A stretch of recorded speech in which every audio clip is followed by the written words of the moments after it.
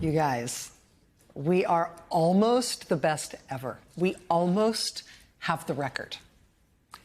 The all-time American record for the least productive year in Congress in the history of the Congress is from when Herbert Hoover was president, the last year of his presidency, 1931 to 1932.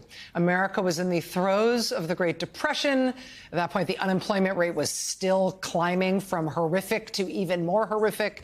That Congress, from March 1931 to March 1932, passed a grand total of 21 bills that were signed into law over the course of the whole year. That's the lowest of any year in Congress ever.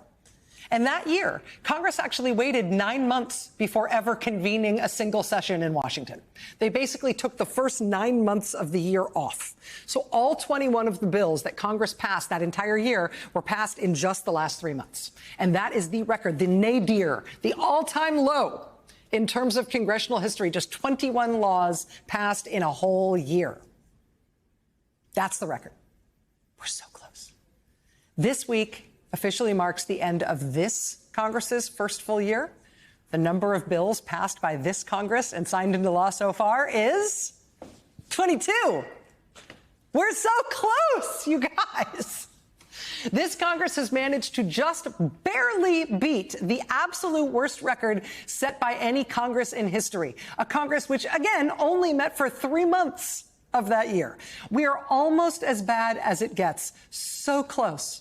They've passed 22 laws total. One of them was to establish a new commemorative coin, and 2 of them were to rename medical clinics. That said, this Congress has set some records of its own. This is the first Congress to have a Speaker of the House ousted by members of his own party.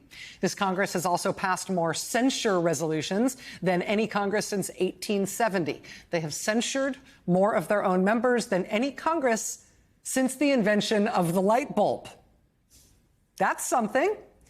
Now, to top off this remarkable year, Republicans are looking to close things out by voting to open a new impeachment inquiry into President Biden, despite the fact that Republicans have yet to find anything to actually impeach President Biden for. They're just going to kind of open-ended impeach him and hope something emerges while they're voting.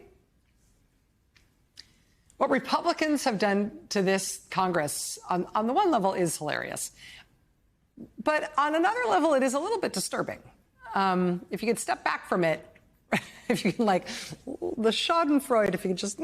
I mean, at a more serious level, when a democracy starts sliding into an authoritarian form of government, one of the things you see is the erosion of all government power, all government authority, other than, il duce, other than the leader, other than the executive. So the legal system, the judiciary, comes under attack or gets undercut or weakened or closed down or co-opted. You see that happen to the judiciary. You also see it happen to the legislature, right?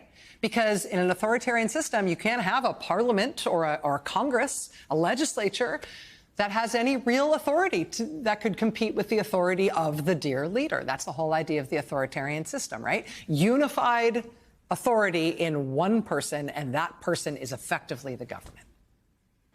There's a reason nobody ever talks about, like, what bills are being passed in the Russian legislature, right? Nobody's hanging on what happens in the Duma anymore, because it's essentially been domesticated, weakened, and rendered irrelevant by the fact that they have a dictatorship.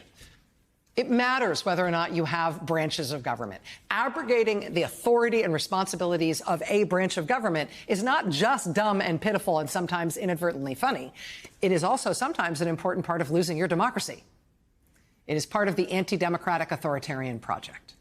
This Congress is pitiful. We also need America to have a Congress. This Congress still has 1 more year left. Perhaps they will decide to try to make it count.